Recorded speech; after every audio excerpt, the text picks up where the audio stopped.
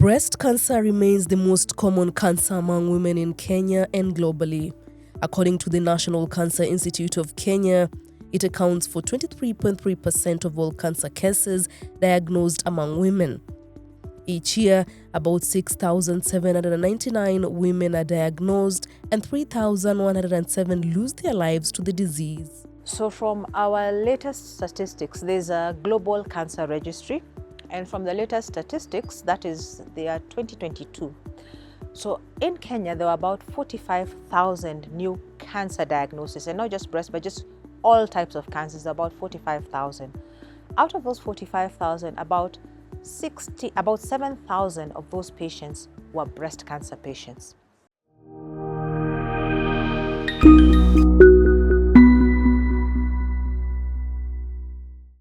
Globally, the World Health Organization reports that in 2022, an estimated 2.3 million women were diagnosed with breast cancer and 670,000 died from the disease. There have been concerns as to why there's an increase in the cancer cases in Kenya. That is true. We don't have enough data to tell us whether it's a result of better detection or they're actually environmental or genetic factors that are playing a role in this surge that we are seeing in cancer patients. When it comes to breast cancer, understanding the stage of the disease is key, as it helps doctors determine how far it has spread and what kind of management is needed.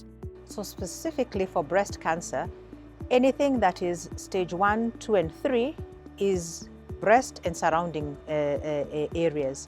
Stage 4 essentially means that the cancer has spread to other parts of the body, like the brain, the lungs, and the liver. Dr. Mukuhi explains that stages 1 to 3 are considered curable disease. In a nutshell, 1, 2, and 3 usually require multimodal treatment. By multimodal treatment, I mean that you need surgery to remove the disease, you need some sort of medical treatment, be it chemotherapy, sometimes it's hormone blocking treatment, and sometimes radiation therapy. Stage 4, on the other hand, we're a little bit more conservative because we're looking at it in terms of the long haul and your ability to tolerate care. So for stage 4, we usually limit it for most patients to just medical treatment. Occasionally, we make alternative plans for those patients, but for the vast majority, it's medical care. Dr. Mukuhi also addresses common misconceptions around screening. There is a fear that if you get your mammogram every year or every 2 years, radiation is going to give you cancer. That is not true. So the radiation that is given during a mammogram is very, very low dose. Beyond access to screening, myths and misconceptions continue to fuel fear and misinformation around breast cancer. One common belief links the disease to breastfeeding. There is a thought process that if you did not breastfeed, that increased your chances of breast cancer. That's neither here nor there, because breastfeeding should not be used as a way of sort of criminalizing women who've not had children and subsequently have had breast cancer. Other thought processes are around breastfeeding, where they imagine that my child did not like my left breast and now I have breast cancer in my left breast. Nutrition myths are another major concern in the fight against breast cancer. One of the most common is the belief that consuming sugar directly feeds cancer cells. Unfortunately, that's not entirely true, because the way cancer cells work is that they don't recognize that this is sugar, the one you've taken from a piece of cake or from what you take with your tea. Cancer cells can get their own nutrition from whatever is in your body. Nutrition plays a key role in the recovery of cancer patients. Good nutrition helps boost immunity and strengthens the body to handle treatment more effectively. This is particularly challenging when you're getting forms of treatment like chemotherapy, where you sometimes cannot tolerate your meals. And for those patients, we recommend special diets for them. Not really that the content changes, but the way we present that meal to that patient, we actually give it in a way that they can actually eat and get their nutritional requirements, despite the fact that they're having very low appetites.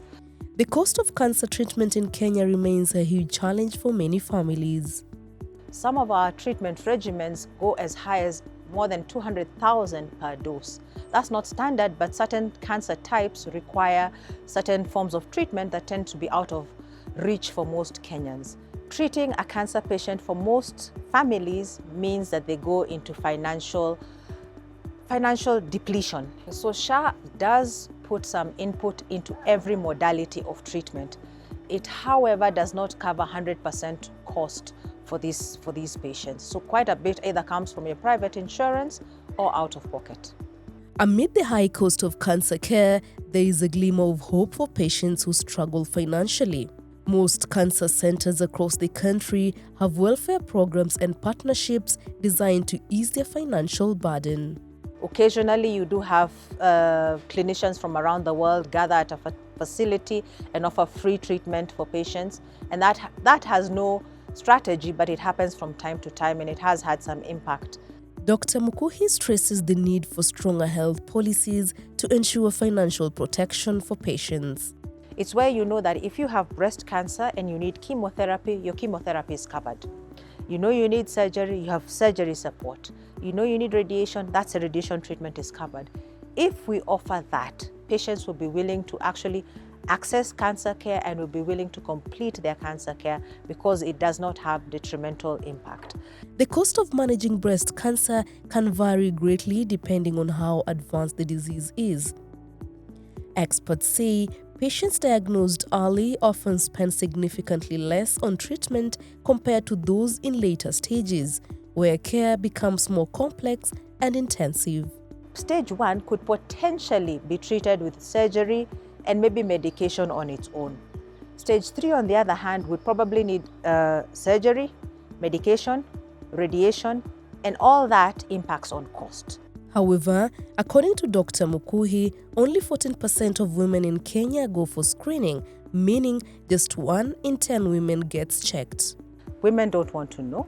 Second thing is women can't afford mammography or breast ultrasound.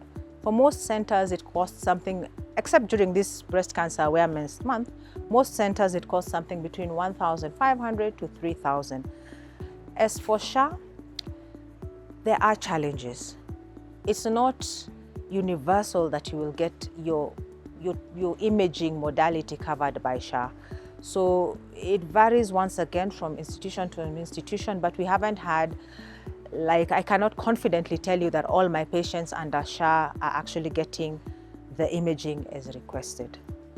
According to SHA's benefits package, there is no specified coverage for breast cancer screening, but mammography is capped at 2 per household per year at 3,000 shillings each. For cancer treatment, diagnosis and imaging is covered up to 100,000 Kenyan shillings. First-line treatment covered up to 400,000 shillings from Social Health Insurance Fund and 250,000 shillings from Emergency Chronic and Critical Illness Fund, ECCIF. Second-line treatment is covered up to 650,000 from ECCIF. Experts say the likelihood of cancer returning depends on several factors, including how advanced the cancer was when first detected, whether treatment is completed as prescribed, and the specific type of cancer. Recurrence is more common in aggressive cancers. So what happens is you're diagnosed with breast cancer, maybe stage 2. So you start your medical treatment. The medication cost is so high, despite maybe support from SHA or whatever other finances you have, you run out of resources. So in the middle of your treatment, you stop, you go have a harambe, come back 2 months later and try and continue with your treatment. When we come back, we find that your treatment, not only your disease has progressed, in addition to that, you're no longer responding to the treatment that we have started you on. And that has impact on survival and impact on what we actually end up having with your situation. Recurrence of breast cancer can happen in the same area, such as the chest, where the breast was surgically removed, or in other parts of the body. Treatment for recurrence is slightly different and tailored to the location of the recurrence. Breast cancer is increasingly affecting younger women in Kenya, challenging the long-held belief that it is a disease of older women. Experts are now urging greater awareness and earlier screening, especially among women under 50. In fact, we have breast cancer patients as young as 18. So breast cancer is not a disease of the elderly, and we must heighten our awareness. Several factors can increase the risk of developing breast cancer, including genetics, lifestyle, and hormonal influences. Contraception, there have been thoughts along the line that it might increase your risk of breast cancer, but it's such that we've not got evidence high enough that will allow us to universally ban contraception.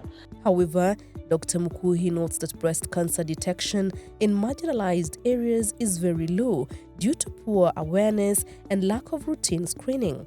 Many women seek help only when the disease is advanced, making treatment harder. She calls for more community outreach and awareness to promote early detection. For Willow Health Explainers, I'm Nuru Abdulaziz.